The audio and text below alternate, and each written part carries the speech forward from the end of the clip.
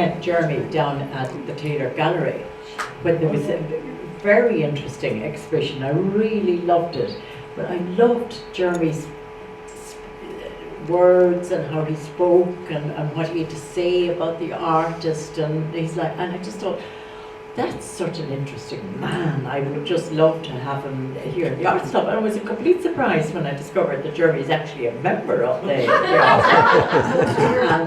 Club. So I truly, I'm so grateful to him for coming, and I want to welcome himself and his lovely wife here this evening, and indeed Alan Keane. It is just wonderful. So I'm going to leave Alan to fill it all in and to tell us all about Jeremy. And thank you so much.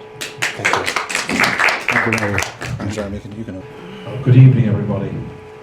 Thank you for coming here this evening. And it's nice to see a number of people here. But as I always say, it's the quality, not the quantity, that counts.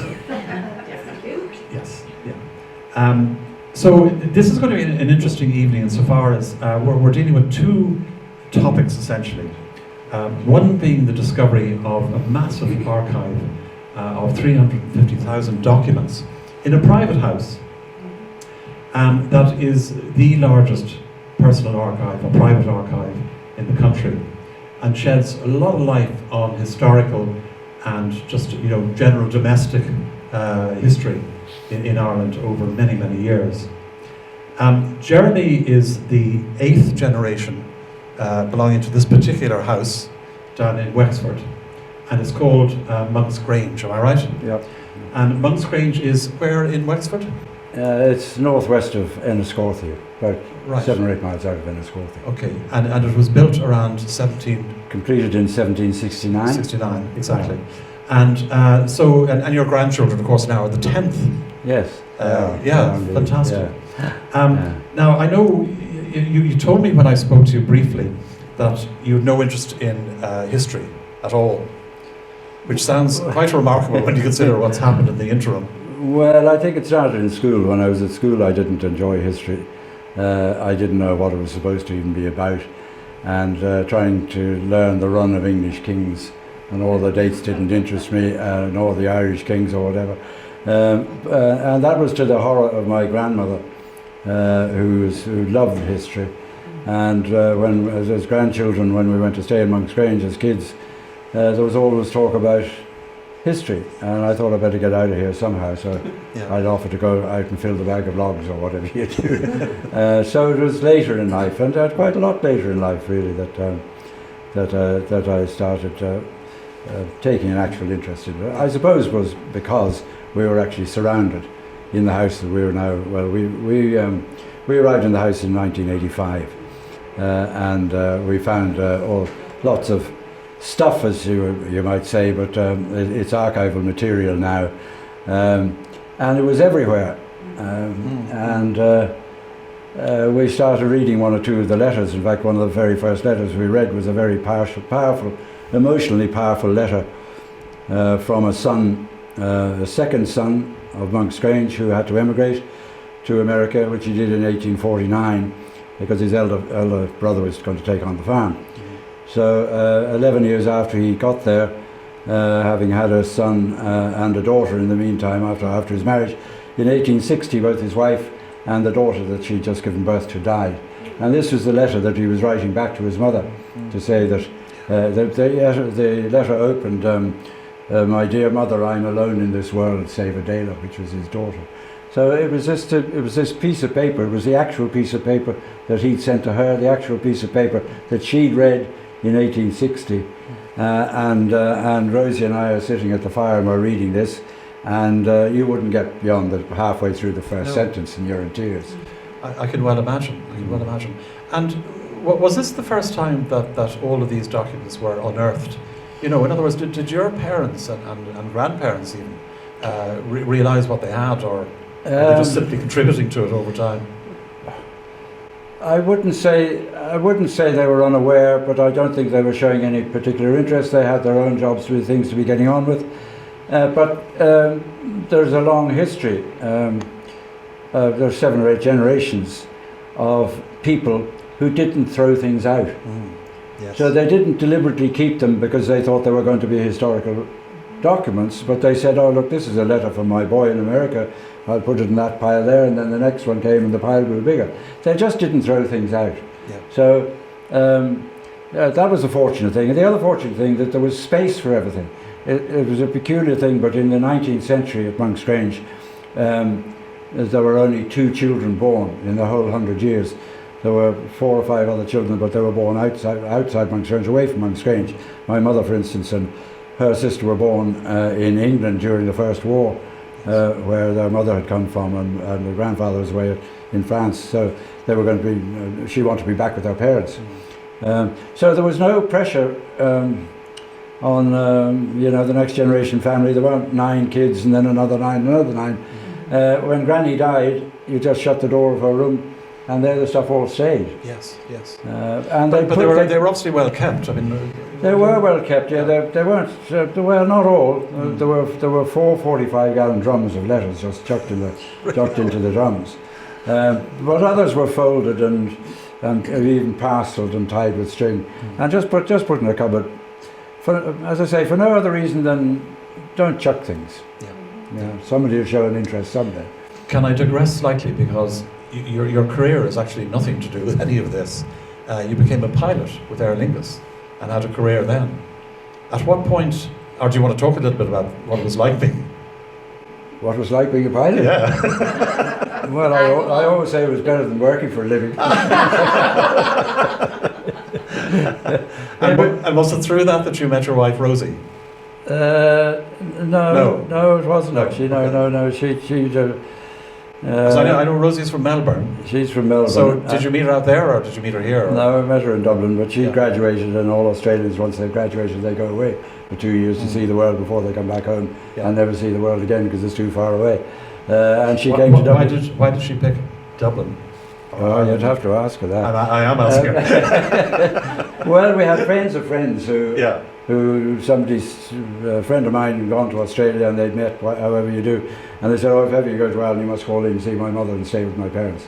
So she went and stayed with her parents, and the parents that she went to stay with were very good friends of my parents. So when she arrived there, I got the phone call to say, you must come over because there were 2 young girls from Australia who'd like to meet you. So yes. It was just, we all meet in strange circumstances of one kind or Indeed. another. Yeah. When you finished your career in Aer Lingus, was that the point where you suddenly took an interest in the archive? Or were you sort of dabbling in it before then? I think, my great-grandfather, Goddard Orpen, was a historian and antiquarian. He wrote the definitive 4-volume history of Ireland under the Normans. And it is still a very important volume of history. It's still used and worked on in the universities now, even 125 years after its publication. So he was a historian, so they were always talking about him and saying, you must read those 4 volumes, and I was saying, yeah. And so there was history being spoken about, and at that stage of my life, I'm growing up a little bit, so I'm in my 20s or something, and you start listening. Yes. And then you pick it up as it's going along, and then when we ended up, when we're living ourselves there, and we see all this material, and we're doing up the house a bit, it needed rewiring and replumbing, and we had to move things around, and here's another sack full of letters or documents under the bed or in a cupboard and everything. So we started, and after reading that emotional letter, we said, if there's one like that, there must be others. How did you end up coming across this professional archivist, Philip Bull? Well, another complete fluke. We were at a dinner party in Melbourne, and I'm sitting across the table, and we're just chatting away. Where do you live? What do you come from? What do you do? This sort of thing. And I'm saying the same thing to him, and he says, "Oh, so where do you live?" And I said, "We live in the countryside down in County Wexford." And he said, "Well, what sort of a place is it?" And I said, "Well, it's a farm down in Wexford."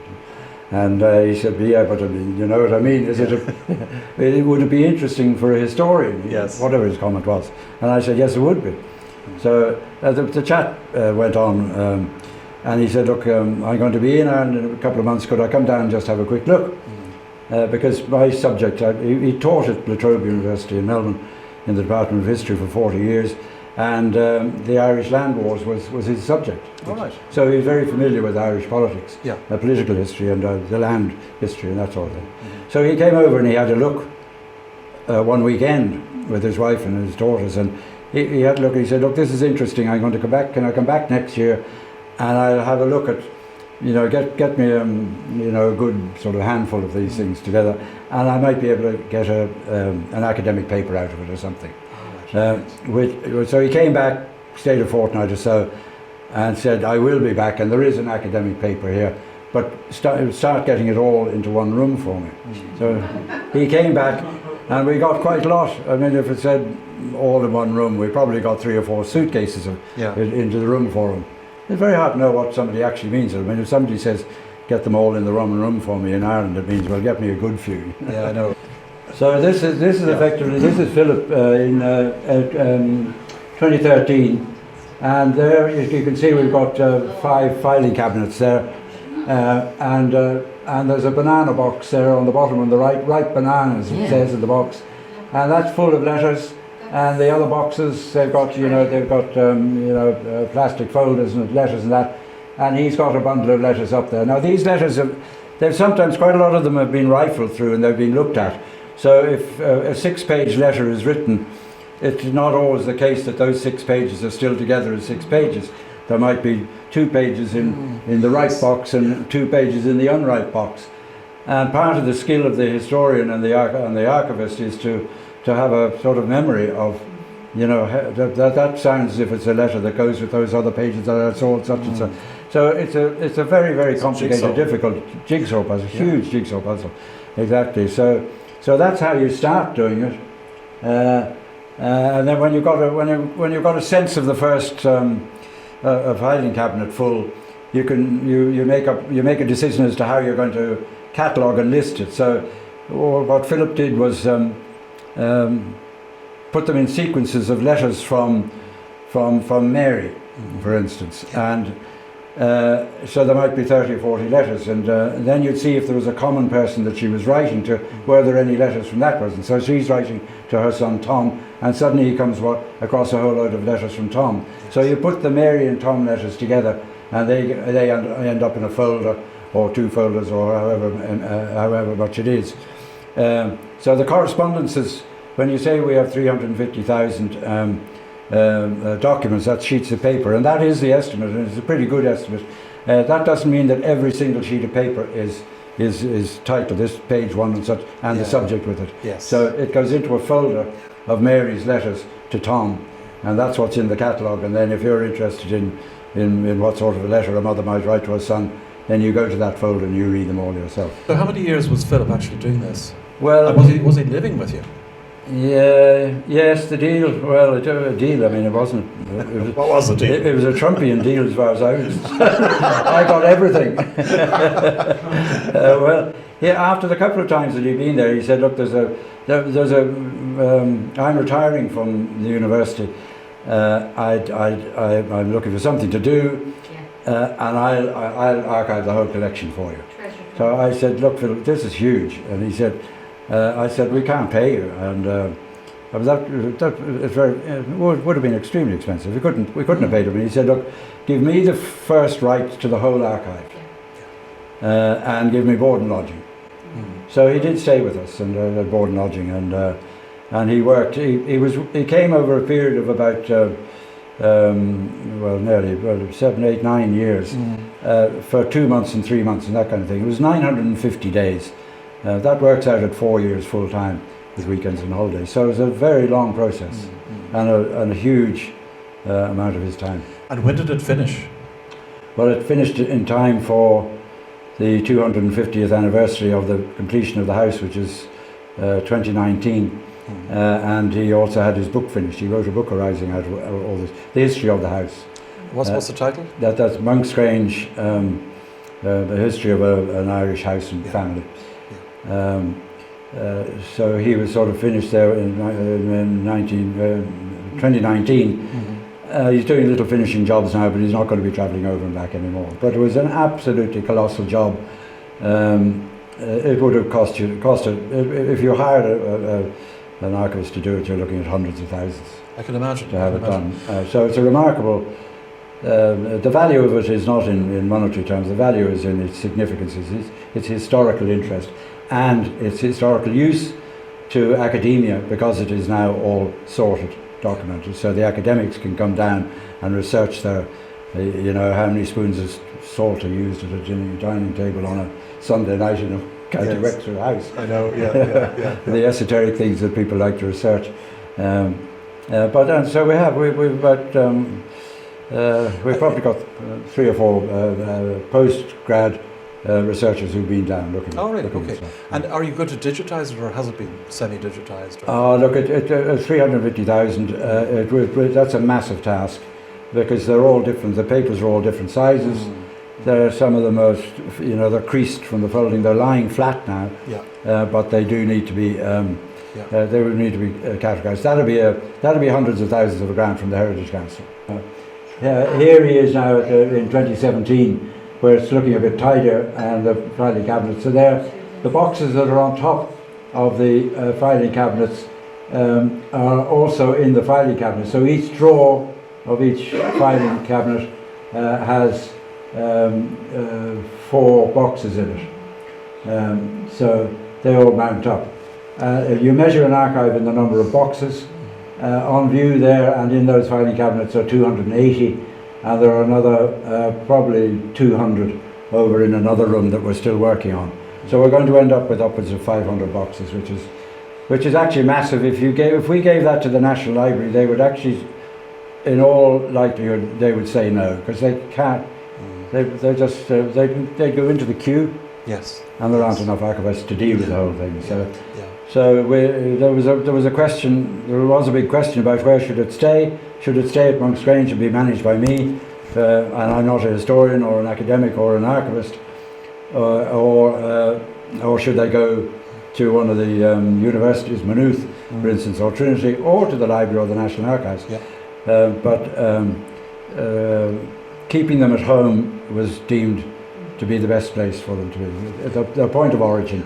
And I was deemed to have learned enough, having done 10 years as an office boy for Phillips, that we could look after them. So they stay with us now. Very good. Trina, if you could just move on one. This is a very interesting document. Can you explain this? Yes, well, as the title up there says, it's Grant of Lands in County Wexford from Charles II. It's a royal letters patent dated April the 31st year of Charles II's reign, which is 1679, confirming to Solomon Richards a grant of lands in County Wexford. Now, Solomon Richards, who was our ancestor, the ancestor of Monksgrange, came over with Cromwell. Now, that's something he wouldn't have said out loud about 20 years ago, but Ireland's growing up a bit. So he comes over as an officer with Cromwell, and you don't get paid as an officer. You raise a mortgage or borrow a loan, get a loan from somebody, and you hope you back the winning general on the battlefield, which they did. Cromwell, of course, raped and pillaged large swathes of Ireland. Solomon Richards was given a grant of 3,000 acres in South County Wexford, and in 1658 he was appointed Governor of Wexford. But he became more Irish than the Irish themselves, as they stupidly say, but they do say. And he wrote some really interesting topographical descriptive essays, which were very perceptive and deeply fond of the Irish countryside and the people. And by the time he died, he was working for his father, actually, who came over later, and they were both working in the revenue commissions in Clonmel. But it was also this Solomon Richards who rescued the minute books and all the books of the Confederate of Kilkenny in the late when they were the Confederates in Kilkenny only lasted several months, but he saw that they were going to be destroyed, and he managed to. They fell off the back of a truck, and he picked them up, and they're now in the National Archives here, or the National Library here.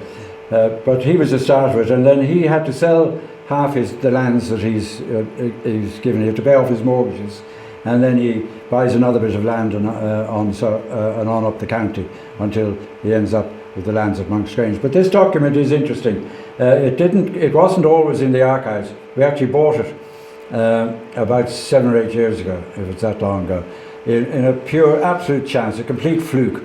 They came up for sale in Mealy's auctions.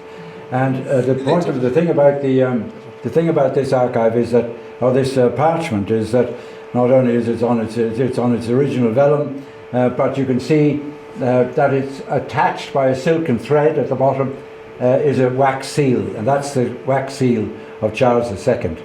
And that's it's almost facsimile size, slightly bigger in actual fact. But the seal is in fantastic condition. It's hardly rubbed. There's something on the obverse as well. Wonderful imagery, and the fact that it is still attached, that the seal is intact, it hasn't been broken, snapped in half. The fact that it is still tied with its original threads to the vellum means it is still a legal document. So if there's ever a row about the lands down near Adamstown, this thing can be produced. But apart from that, there can't be too many places in the world who end up in an auction rooms and buying a document that tells the story of the family starting in Wexford.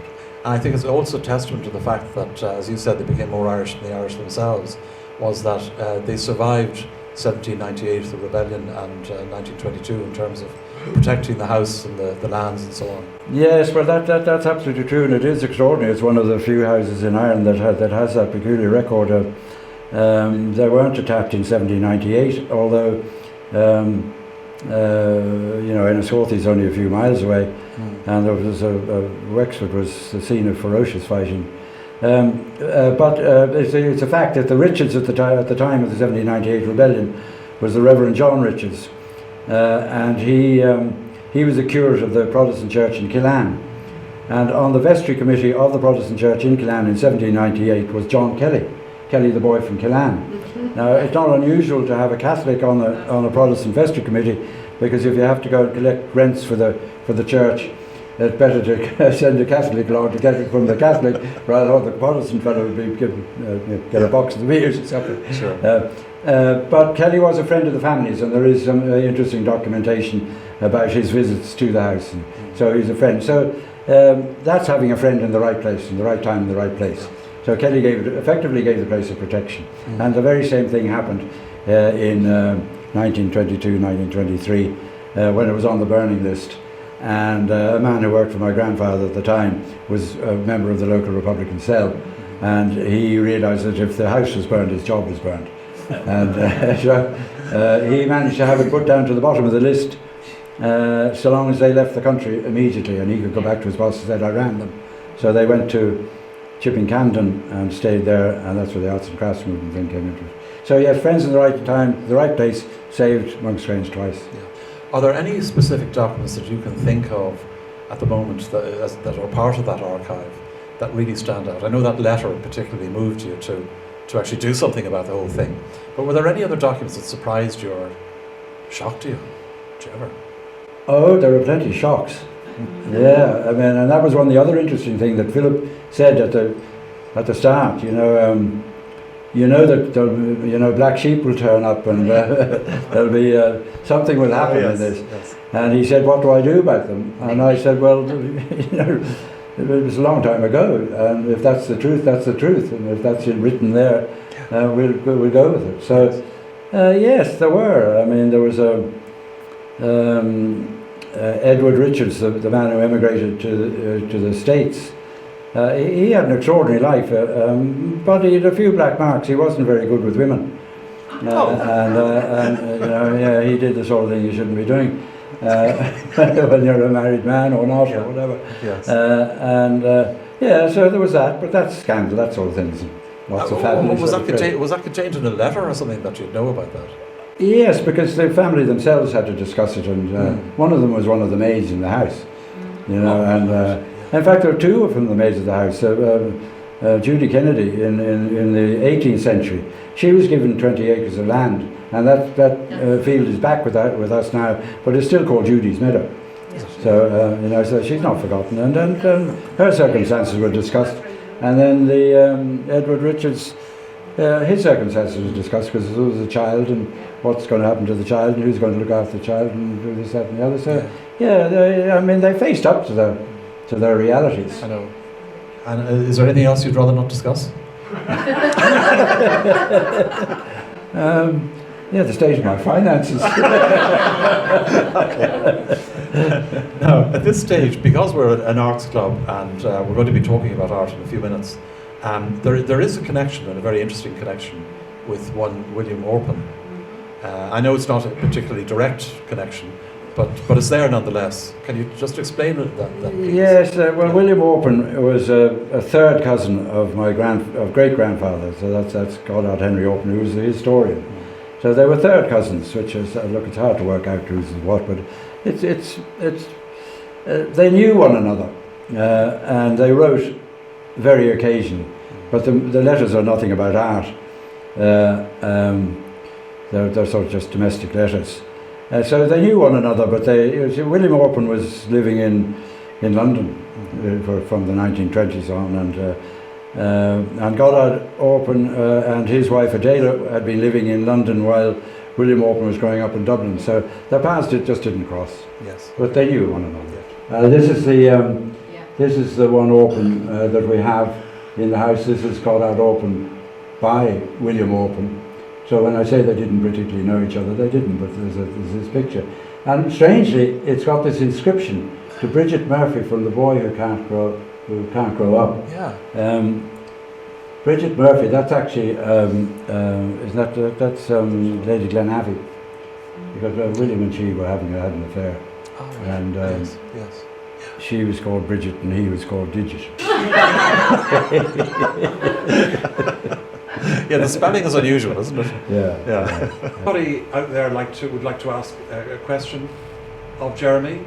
Anything about the archive? Yes, Michael. It's just curiosity. Did you offer this archive to the National Library or the National Archive? No, we didn't. Philippo, through in his position as an academic in Melbourne, had come to numerous conferences in Ireland, and he'd established a relationship with several of the people in Maynooth. So when he started the archiving here, he'd been on to them in the early stages, and they were giving him encouragement.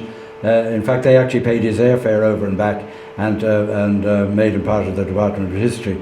He was a visiting researcher. So we had the discussions of what we were going to do with it at very early stages, whether the archiving would all take place in Maynooth, but it wasn't going to. It didn't fit in really, and it wasn't ready to go to Maynooth in a way. Philip really wanted to get to the bottom of it, and the end of it. So we weren't dodging anyone. Everybody was fully informed about it all at the time. But no, we didn't offer it. So this archive has a great history in it, clearly going back. This is wonderful. So apart from that, what are the people actually researching if they come down? Is it the day-to-day living in the 1700s or? Yes, it can be, yes. The day-to-day living. What do they do every day? Some people are interested in researching menus. What do they all eat there? How do they actually live? How did they pass their day? There's no radio, television or anything like that, so a day can be a long day, and it's one of the reasons that one of the things they did, that somebody was coming down having a quick look at it, was the amount of times that they changed clothes in the daytime. Because it took you an hour to change clothes, so that's 3 hours of the day used up. Otherwise, you're sitting there twiddling your thumbs. So we forget about that. They research all sorts of it. I mean, I don't mean to be glib about it, but it's social history. It's social history. Yeah.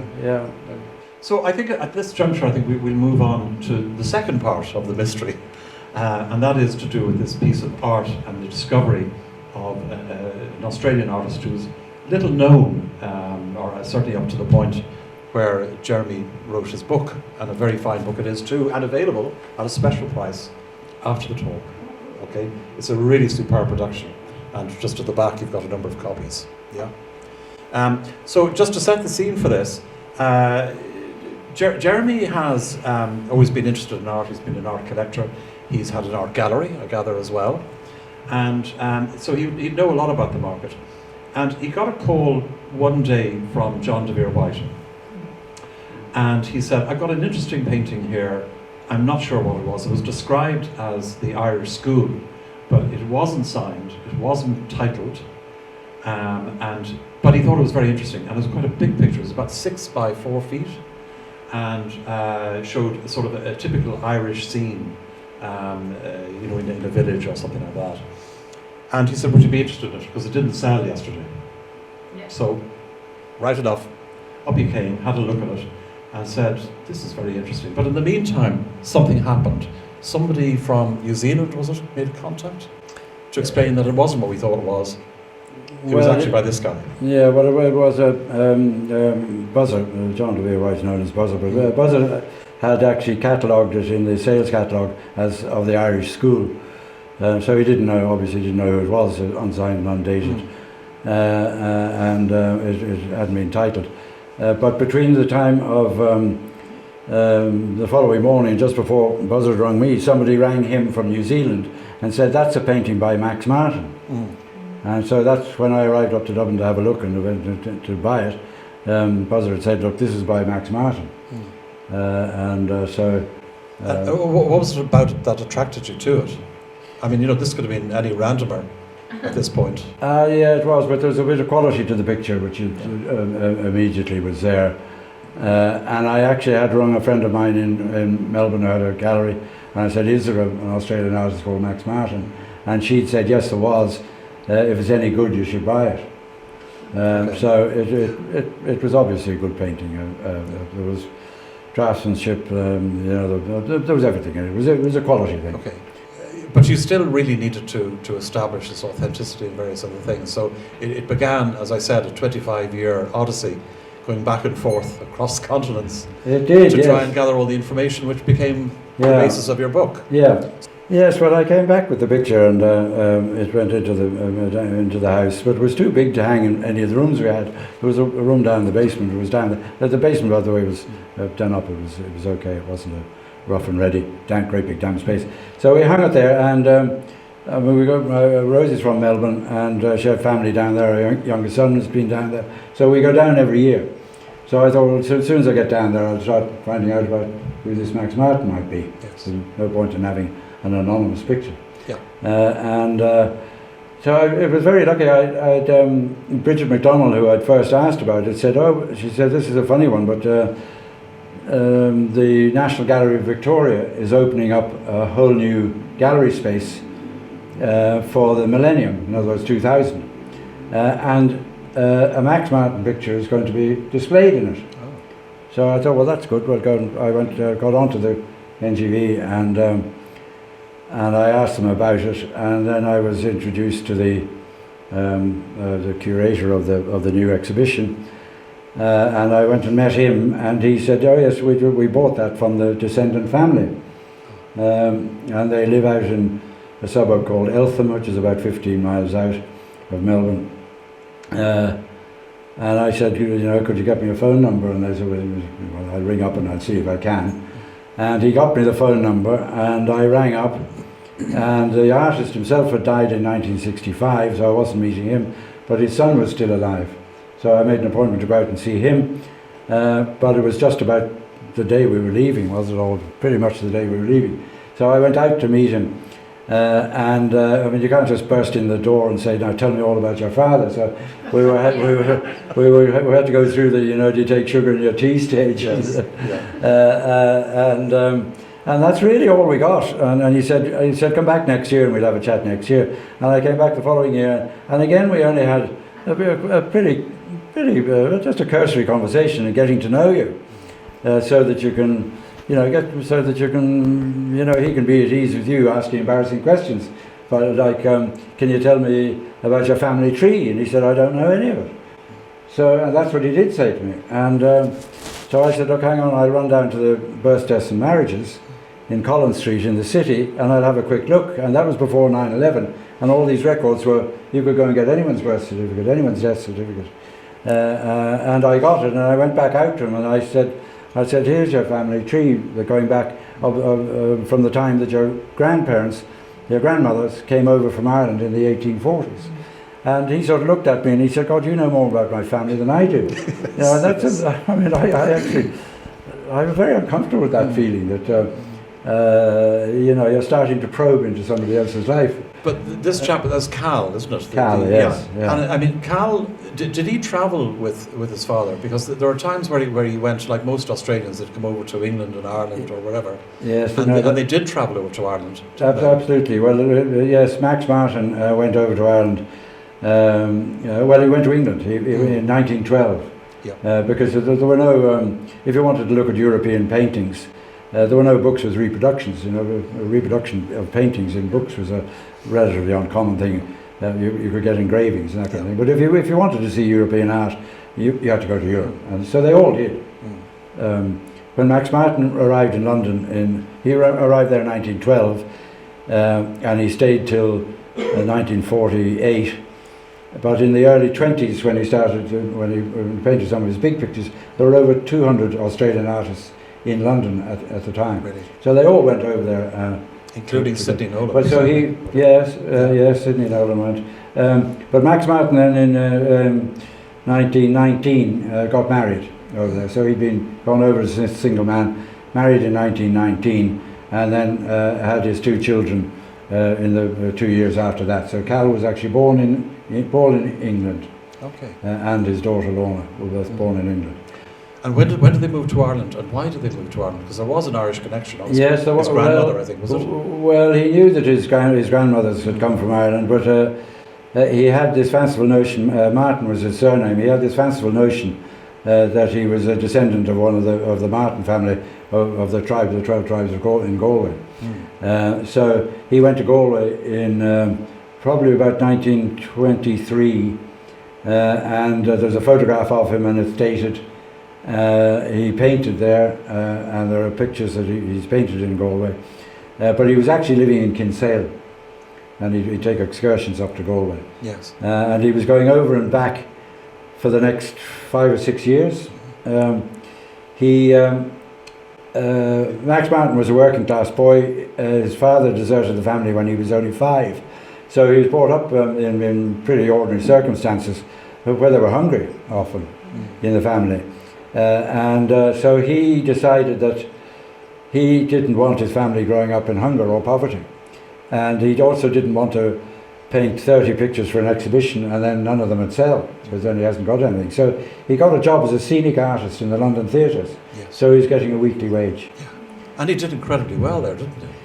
He did really well as a scenic artist. Yes, he worked in all the big reviews and the theatres, the Coliseum, the Palladiums, and those sort of things. He did actually work in Covent Garden as well. So he was a very, very well known, and sought after scenic artist. Yes. And at what was this when he became a scenic artist?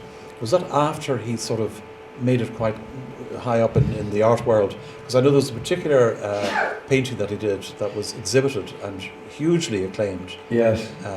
Yes, in 1922 he entered a portrait to the Royal Academy for their summer exhibition. And it was hung on the line, and hanging on the line means you're at eye level. Yes. In Burlington House, the Royal Academy would hang pictures about 5 or 6 rows, one on top of another, pile them in, pile them high. Still do. And still do. But the committee, if a committee member entered an exhibition, it was on the line, so just in the eye line. Or if there was an outstanding picture, it was on the line. So his one portrait group was hanging on the line in 1922. Martin hadn't had an exhibition. So here's portrait group. This is 1922. It's he and his wife and his young daughter Lorna, it's an interesting picture. It's hard to see the detail. It's a bit woolly in the light there in the reproduction, but there's a strong element, cubistic element in it. You can see the perspectives of the carpet and the floorboards, and is there a corner to that wall or is there not? He's learned from the cubists about it. One of the critics said that he was the first man to actually understand the work of Braque and Picasso. in painting in England. And it's this sort of louche, bohemian, typical bohemian fella. But it's full of, if you're a painter, there are probably lots of painters here and you know, but there's all sorts of pointers and angulations, you know, pointing you down to the figure. If you see the picture on the wall over the fireplace, the right-hand side of that frame is dropping down, and it's dropping down to his wife's head there. So, you know, that's asking your eye to wander down. And when you get down to that, that red tablecloth, or you see the fold on the right is leading you to her, fold on the left doing the same thing, leading to her. It's the same thing with the child. The composition of how you have your clothes and the lines of your clothes are leading you through the picture, which is an interesting one. It was highly acclaimed. It was acclaimed the picture of the year. But he put 250 quid on it at the time, or guineas, and that's in 1922. And I think really because he didn't want it sold, and it wasn't sold. Yeah. So it didn't sell until 1996 when it was bought in Melbourne. Yeah. And she has a very modern haircut for 22 and that. Yeah, No, yeah. It's interesting, yeah. Yeah, the fine hair of her and their daughter. Cut. And the drapery, there's El Greco there in her drapery, and the folds in her drapery. And isn't there something about his hands? Yes, well the hands Yeah. are extraordinary because hands are very difficult to paint. There's a lot of articulation between the wrist and the fingertip. So a lot of painters avoid painting hands. They put them in behind the scarf, for instance, or they put them or they put the hands in the pockets. Yeah. But he's put the white of the skin against a black coat. Yeah. So you can't help but look at the hands. Yeah. And they're very accurately done. And then if you go down, those are sort of, well, he's got, they're working hands. They're not rough, coarse hands, but they're working hands. But then look at how the wife is holding the hands of the child. Very tender use of the hands. And her left hand is round the child's shoulder. So he goes from a sort of working hand to a loving hand. And then the child itself has yet another sort of hand. It's child is sort of a little bit cautious of what's going on, puts the hand across her upper thigh, in other words, between the viewer and her body, so to speak. A lot of little things in his pictures, but then if you're in the top rank of painters, you have lots of iconography in a picture. Yeah. But the extraordinary thing then is having reached that sort of pinnacle, he almost gave it up completely, didn't he? He did, but he submitted another picture in 1924, and that was a picture called Witchcraft, which we'll talk about in a minute. But that had a similar sort of reaction from the critics. Extraordinary picture, and it sort of bedazzled everybody. But then he did paint then in 19, and then he had another painting in the Paris Salon in 1924, so it was a good year, the Royal Academy and the Paris Salon. And then in 1927 he exhibited in Dublin, which we come to. But after that then he stopped painting. He didn't exhibit anymore for another nearly 25 years. But he painted for his own amusement, so there's a small collection of his own pictures, so he could draw and paint, and he's painting the scenic art as well. But yes, he gave up. And was that to do the scenic art? I think his prime motivation was the weekly wage, and he didn't want to grow up like he did. Yeah. There was hunger in his belly. Yes. So he didn't want that. He'd also been, he was highly acclaimed, so he's like the mountain climber. You climb the mountain and you got there. Do you really have to go and climb all the other mountains in the world? You've actually made it. But the other thing that he didn't really want, he didn't like high society. So he didn't like gallery openings. He just wasn't used to that sort of level of society. He could have been a portrait painter of the quality of Orpen. In between 22 and 24, 1923 in other words, an Orpen picture was the painter of the year in the Royal Academy. Really? So he's right up there with Yes. Augustus John and those ones. He's been compared with Augustus John and William Roberts, William Orpen. But it didn't, your hunger's got to be in a different direction. If you're going to succeed at the highest level of art, you've got to absolutely hunger for it. And you've got to turn up at all the gallery openings, and you've got to talk to all the right people, and you've got to have that sort of personality. Absolutely, yeah. And he wasn't. He was a retiring, quiet man, family man. Almost as if he resisted success. Yes, he didn't want the things that go with it. No, exactly. No, he wasn't interested, no. Okay. So long as he was doing his best. Well, you see, the other strange thing is that he had three very significant achievements in the arts, but not actually in painting. But he was experimenting in a theatre in Melbourne in 1912, using the beam of light coming up onto the screen, and he's blowing smoke rings into the beams to see what would appear up on the screen, and how you could turn that, would that turn into some sort of visual interest, or would that interest the audiences? Yes. So he's experimenting in the early days at that. Within a year of getting to London in 1912, he goes to Paris to go to the Louvre, most likely, and he got a job with Pathé Frères, the Pathé brothers, Pathé newsreels. And there he produced, and it's in the Pathé history books, he produced the world's first animated cinematic film. It's about 1.5 minutes long, but he's the first in the world. Well, Walt Disney owes him something. Yes. And yet they don't know that in Australia about him. Well, they do now, because I started to read the book. I know. But it's funny what you turn up when you start researching somebody. But there he gets the first doing that. Yeah. And then he, some years later, in 1956, the Melbourne Olympic Games were on, and they were the first games where a city introduced a cultural program to go with the athletics. And Max Martin was working in a theatre in the centre of Melbourne, and they put on a review there, and he submitted a 10-minute ballet of an Aboriginal story. Yes.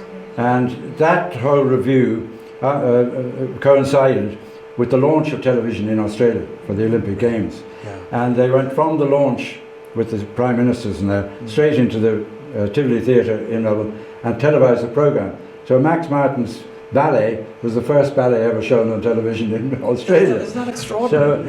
So he does that, and then right behind me here, shortly after the ballet, he paints this painting here, which has got a female Christ in it and a gay John the Apostle. Can we backtrack 1 second, just from an Irish interest point of view? Yeah.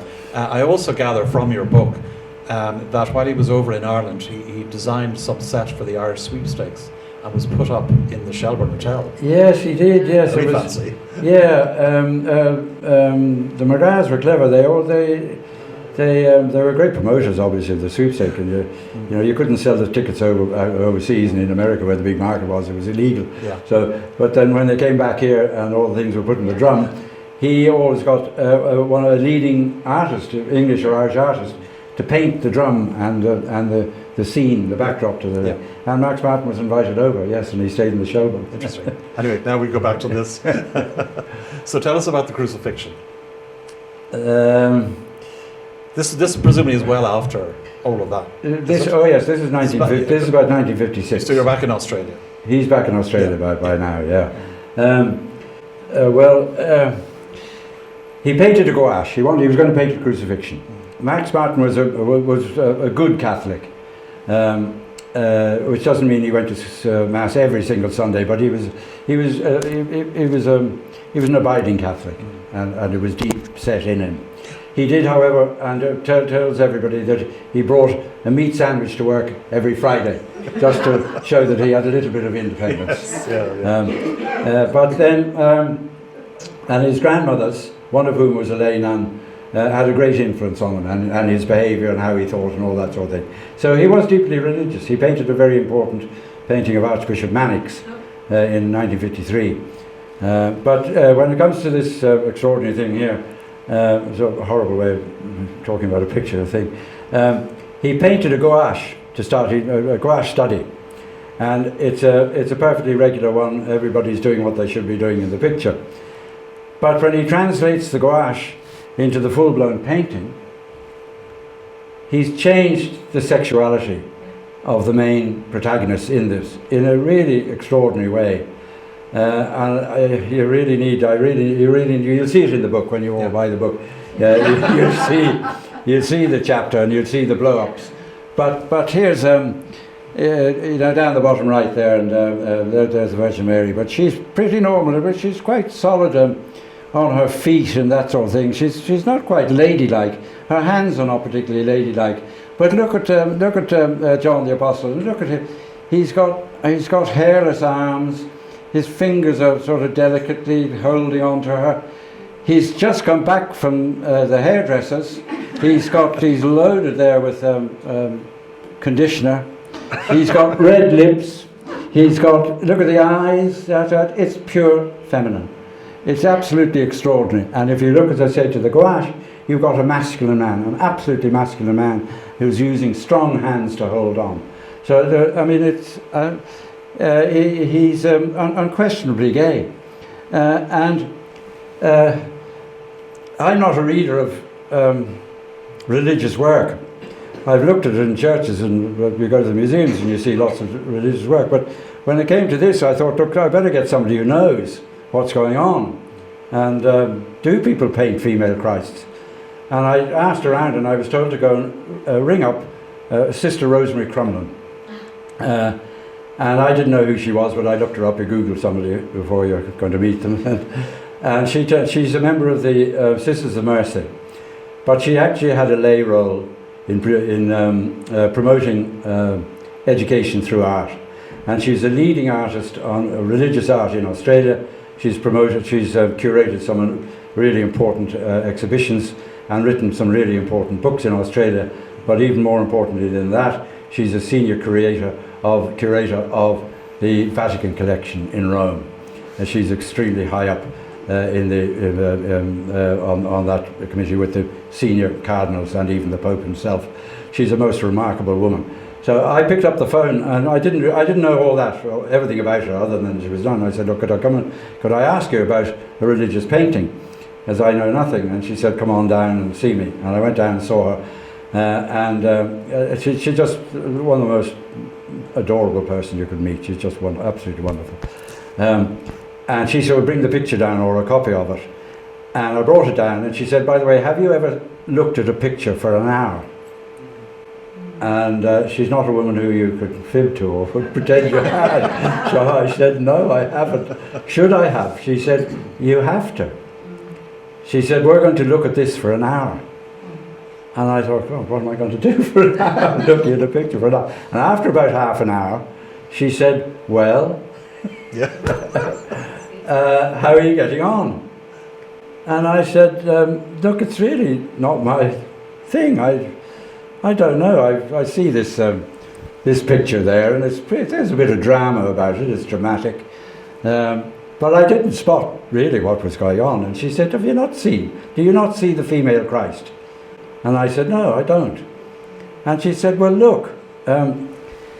She said, that's not a male waist. That's not a male flare of the hips. And nor is the face and the pallor and the thing. It's feminine. And then she said, and look at the breasts. So I thought, well, no, that's just a male with a male breast and nipples. And she said, they are not. Go and look at the gouache, and there's nothing there. And go and look at this. She said, that is a female Christ. And then she went on and pointed out to John the Apostle. So this is a really serious art commentator who's making this point. Now, Arthur Boyd, a very, very famous Australian painter of the 20th century, painted a female Christ in 1978 and caused a scandal. And at about that time, there was a woman a female artist in Canada who made a statue of a female Christ, and another girl in London, I think, or she was German, and she put one. And these pictures scandalised 1970s. But this thing comes through in I think it's actually 1955. It's really absolutely extraordinary. I take her word for it, and I've looked at it now, and as you see in the book, I've cropped out the male and the female side, put them side by side, and you can clearly see it. So what on earth?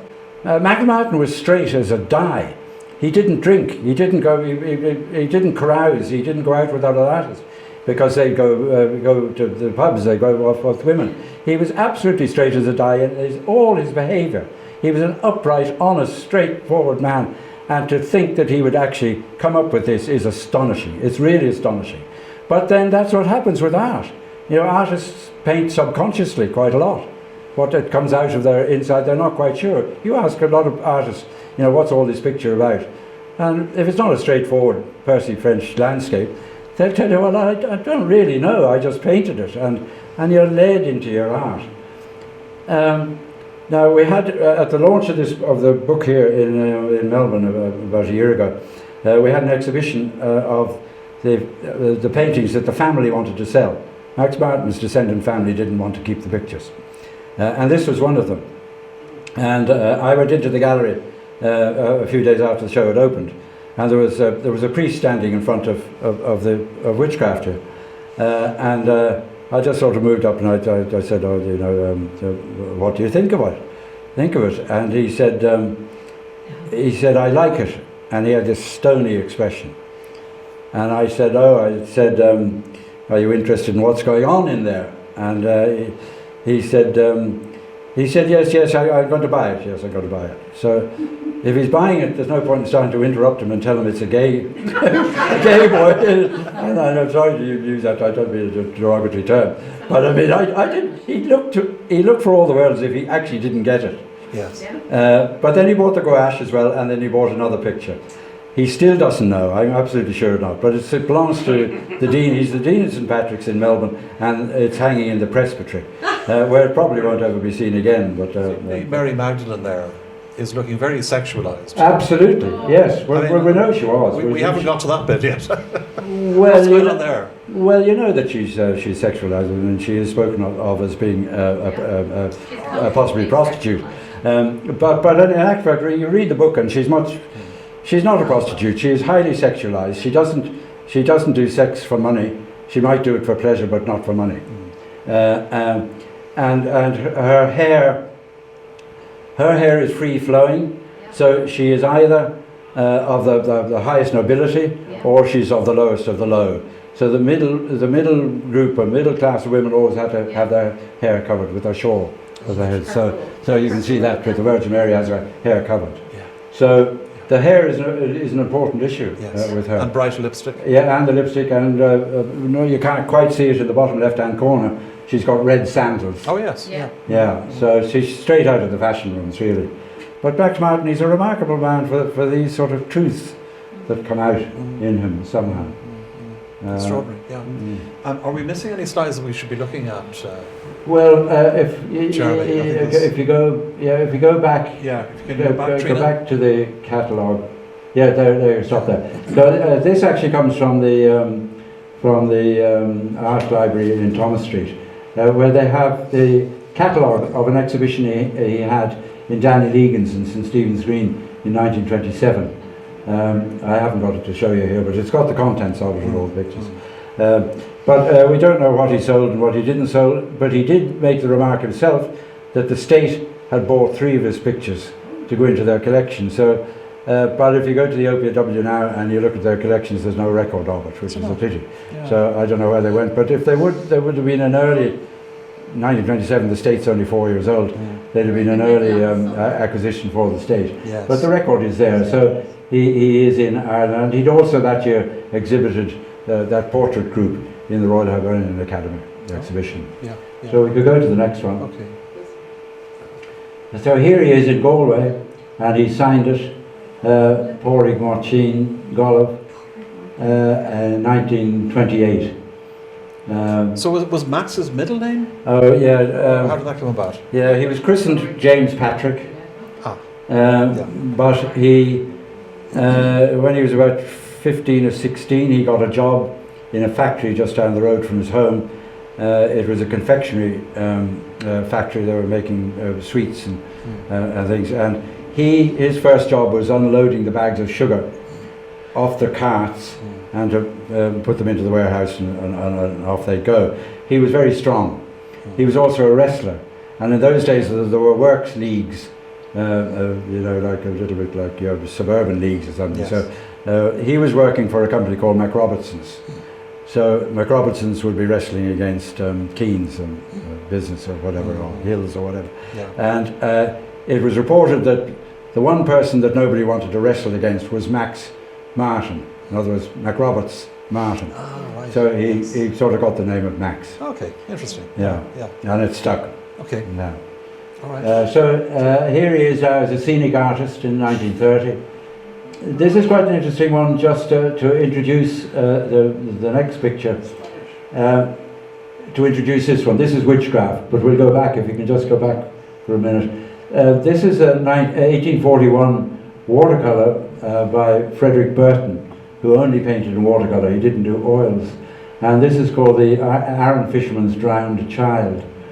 So there's a wake coming on here, so there's the father in the left, standing upright, and then on the ground the two women, one the mother and perhaps her sister, and they're holding the child, and then further on up with her arms encircled over her head, another woman.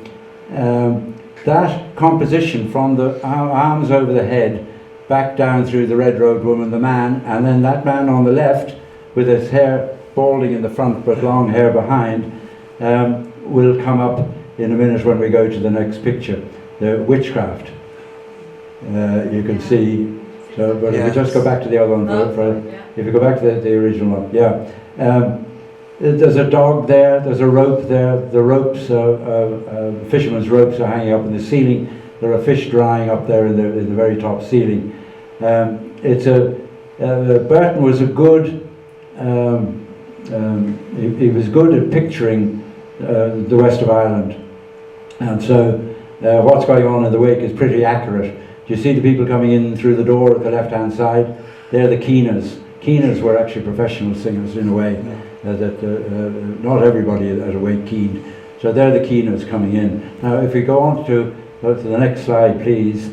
So here's witchcraft, and this is hanging. Imagine you're in 1924 and you're in the Royal Academy and you're looking at this, and it's called witchcraft. And the commentators largely are saying, this is a terrible picture of these beastly Irish peasant people, and look at their terrible behaviour in peasantry and witchcraft and what's going on. And it wasn't well received. It was well enough received in terms of composition and delivery of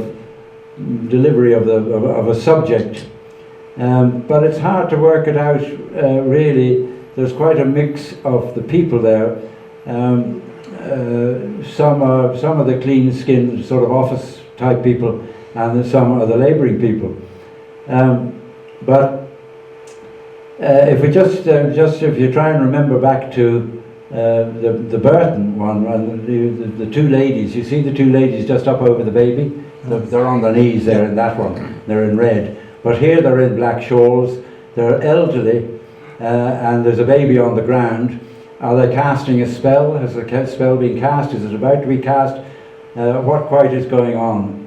My interpretation is that this is actually a brilliant allegorical account of the revolutionary period from 1900 to 1923 in Ireland. Yeah. So my first premise is that the baby is the newborn state. It's the free state that's just been born. The first two women, elderly women, over the ring, are actually, I think Max Martin is referring to his grandmothers, and they appear in another drawing as well, in that sort of guise. So I think he's looking at Ireland back in the 1830s, 40s, and he's seeing, and here's the new hope on the ground. And then if you move on up to the girl that there is with the twig over her head, that's Kathleen O'Houlihan. So it's Mother Ireland, and she's got the tree of life over her head, the promise of the covenant. And then there is a rope actually that on the ground there, just to the right of the baby. First there's a pot, and then you can see a rope. That rope, you can see it again. It sort of goes up along over the backs of the women, not literally, but over the backs of the women, up over the twig branch, Kathleen O'Houlihan's twig, and then back down around. So the rope is sort of holding them in. They're important participants in this transition, but it's binding them there. Then if you start over at the right hand side, the fellow there with his cap, he's holding his hat, taking his cap off, or his hat rather, and he's holding it there, he's praying, he's supplicating a prayer. His wife on his right is pregnant. They're not the rugged rural types, so I'm saying that they're Redmondites. They're the Redmondites there. And then you get more rugged as you go on around. And you go over to the left again then, where we saw in Burton's picture that the balding pate and then the hair coming down. That figure is an exact repeat of him. He's indifferent to everything going on. So there were people who were indifferent to politics, and they just take no notice of whether who's won the war, who's won the Civil War, who hasn't. Yet just to his right, there's a fellow with clutching his forehead saying, "What have I done? What have I done?" And his girlfriend is consoling him. At the back there are two men sort of bickering, saying one thing or another. But I've left out a really important figure. So if you go back to the Redmondite on the very right, and then to his wife, and then to another figure, and the fourth figure. Now I'm looking at this with Rosemary Crumlin, the nun that was teaching me how to spend an hour looking at a picture. And she said, "How are you getting on?" And I said, "Have you recognized anybody?" And I said, "No." He said, "You're not looking hard enough, or you're not remembering your imagery of various people in this world." And she said, what is that man wearing?" And I said, "He's got a hat." "And what kind of a hat? Is it a hat, or is it a cap, or is it a shawl, or is it what?" And I said, "Look, it's hard to make it out." She said, "It is, yeah, but it's not for me, because I'm in the religious." And she said, "He's wearing a beretta." She said, "That is Mannix." Yeah. Now this is 1924. Mannix isn't in Ireland. He was there in 1920s, and he was supporting Dev at the time. But there is if you look at it hard enough, once you've seen it and you look at it hard enough, that is Mannix, unquestionably Mannix. But look down below, and what's crawling? Is there somebody crawling between Mannix's legs? And there is. There's a figure there. And that's a puzzle until you put it all together, and that's a man called John Wren. Now John Wren was a notorious character in Melbourne in the 1920s and 30s. He ran what were called sly grog shops, in other words unlicensed premises. He ran betting shops. He ran everything. He ran auctioneered stolen goods. But he had some respectable businesses as well, which he made a lot of money from, and he poured it all into the church. He was a huge supporter of Mannix's. So there is Mannix, bandy-legged, with Wren crawling between his legs. It was actually Wren who's bandy-legged. So he's disguising the two. He's turning the two around, and he's also disguising them. And the disguise is so good that in 1950, when this painting is exhibited in Melbourne at the Victorian Artists Society, which is exactly across the road from St Patrick's Cathedral, and Mannix came across the road to see this exhibition, and this picture was there, and Mannix said to Max Martin, I like your portrait of witchcraft, but I can't afford it.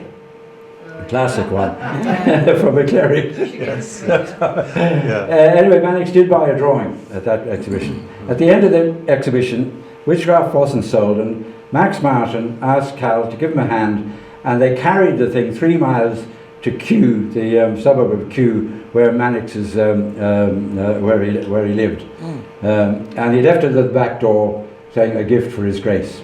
Oh, yeah. So he got the picture, and it was hanging in Raheen, which is the name of the house at the time, still is, but it's no longer the religious house. Cal wanted to show his new wife Betty witchcraft, because obviously, and I can see it all now, but I didn't see it then.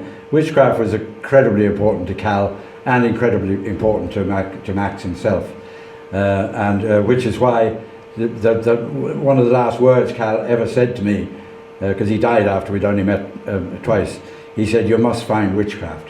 Anyway, Cal wanted to show his wife Betty witchcraft, brought him to Raheen, there it was hanging on the wall. Mannix died in 1966, and there is no record of witchcraft in Mannix's schedule of goods. Sure. And so, but Mannix had left a note to say all his papers were to be destroyed. So he was the one person that you don't want if you want an archive. Mannix had most of his archive destroyed on his own orders. So we thought that witchcraft probably went with it. Yeah. Did Max do a portrait of Mannix? He did. A very austere looking. It is very austere. Don't we have that? Do we have that as a slide? It's a brilliant portrait of the man, and it's painted with the backdrop of working class Melbourne in the background, which is where Cal comes from, and which the churchman represents as well as everybody else. But Max Martin, one of the things that Max Martin invariably did was put a tool of trade into any picture he ever painted. So there'd be a spade or a shovel or a hammer or a saw or something. You'll see them. If there isn't one in it, it's not a Max Martin picture. Interesting. But in this case, he used the industrial buildings of Collingwood. And you'll see there's a tower in the background in Annexes. That's the Collingwood Shot Tower.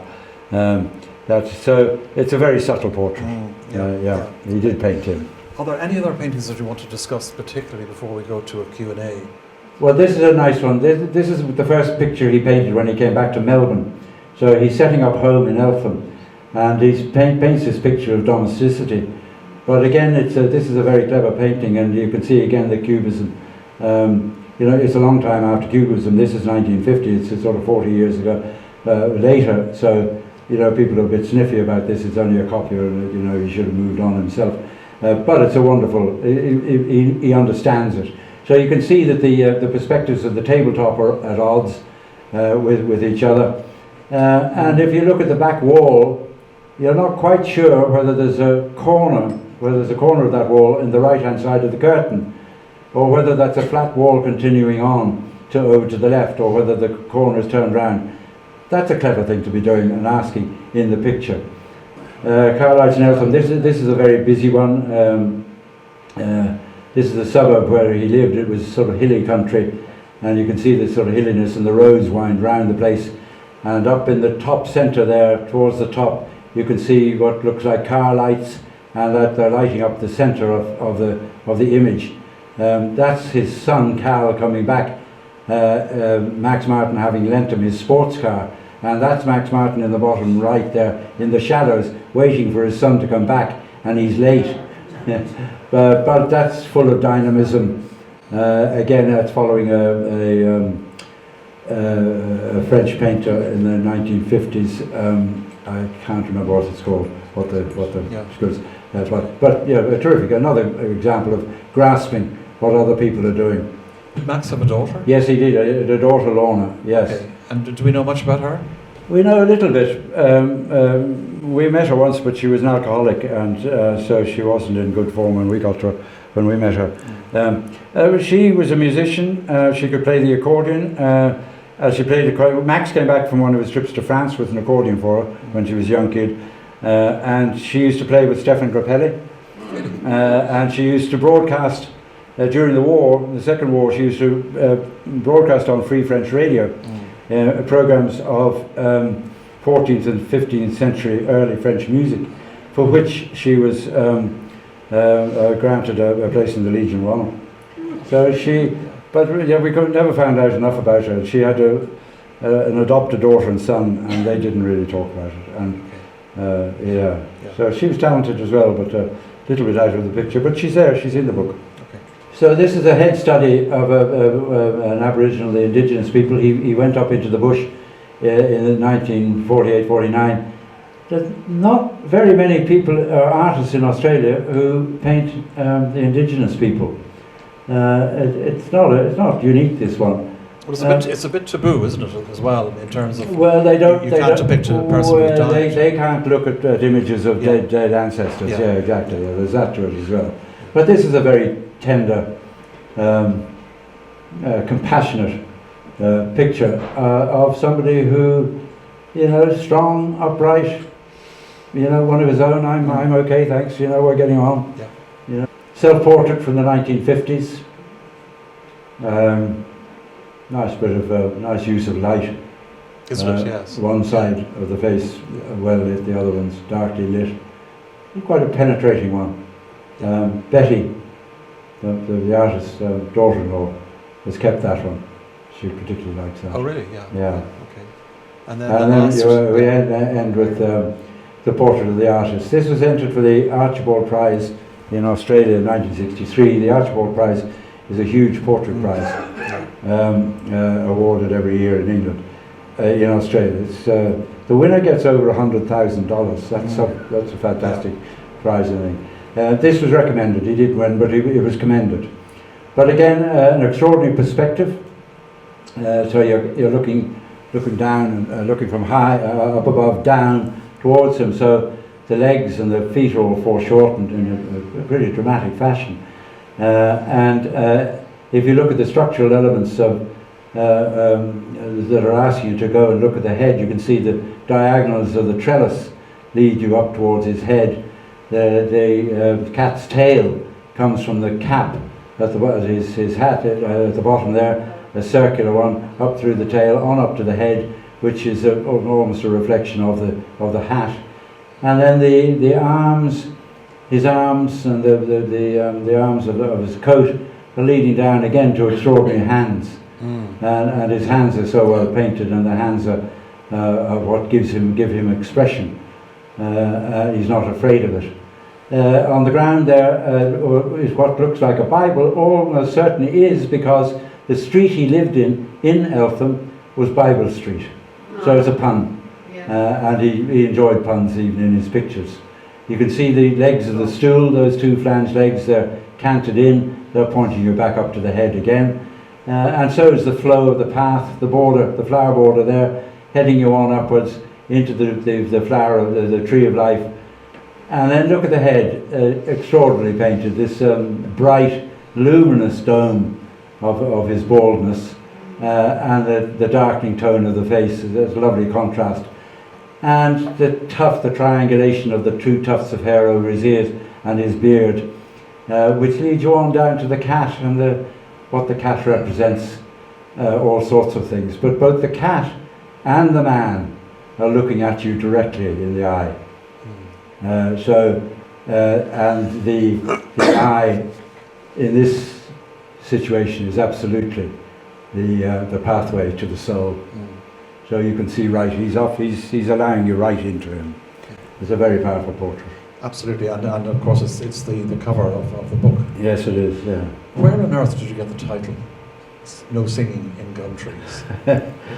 I couldn't find it in the book. Oh, it's there. Is it? Yeah. Okay, No, not directly. Okay. Yeah, you got to be careful. I'm no detective now, you know that. Unlike you. This is I'm deep no reading. This isn't just a reading in the bath, you know.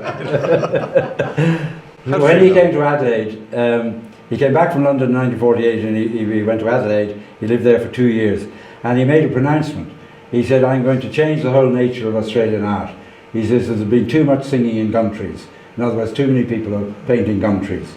And he never did actually change the nature of Australian art.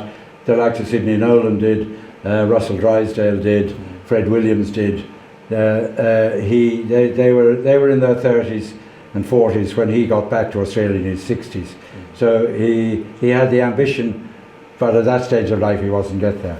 But he had determined that there'd been too much singing in gum trees, so this is no singing in gum trees. How would you summarise him, just in a very short summary? What sort of person do you think he was? And how do you think he'd like to be remembered, more importantly?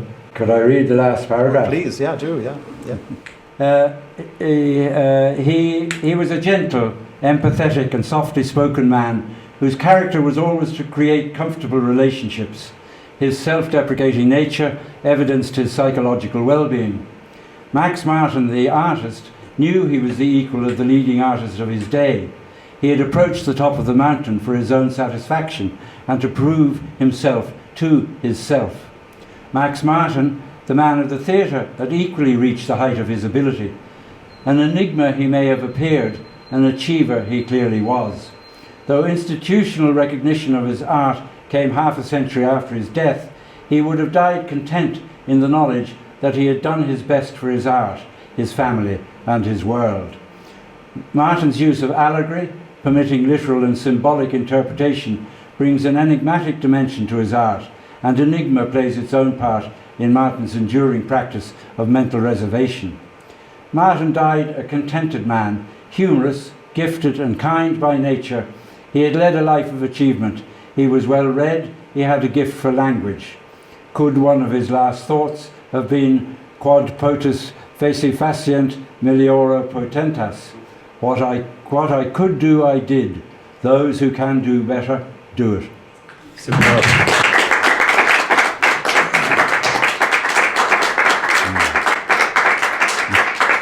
Listen, Jeremy, thank you so much for that. It's been so informative. And as I say, I'll never look at a painting again in the same way, which is a wonderful education.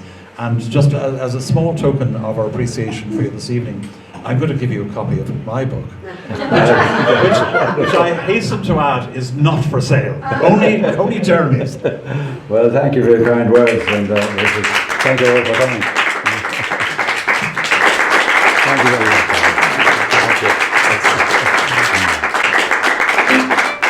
Thank you.